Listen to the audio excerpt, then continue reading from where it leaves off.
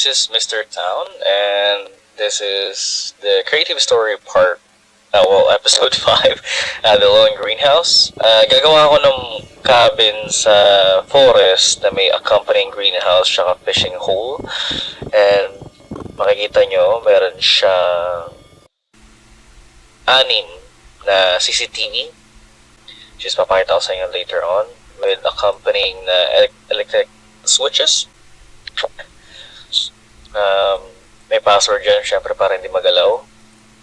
6 CCTV, una dun sa top ng mountain, second dun sa likod ng cabin ko, pang-third dun sa loob ng forest, pang-apat dun sa loob ng storage room, sa gilid ng bahay ko, which is left side, and then sa harapan ng bahay ko.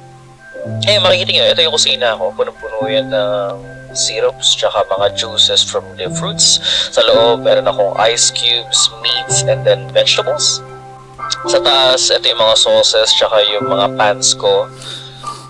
Dito naman sa living room, dito nakalagay yung mga painting materials ko, kasama yung parrot kong kaibigan. Then, sarado natin yung ilaw, labas tayo. Pakita ko sa itsura ng banyo ko. Ito yung itsura ng banyo ko, medyo simple lang siya.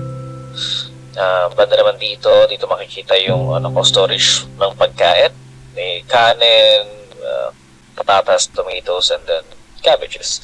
Ayan, dito naman mangyayari yung fishing hole ko. Sa banda dyan sa baba. Tapos,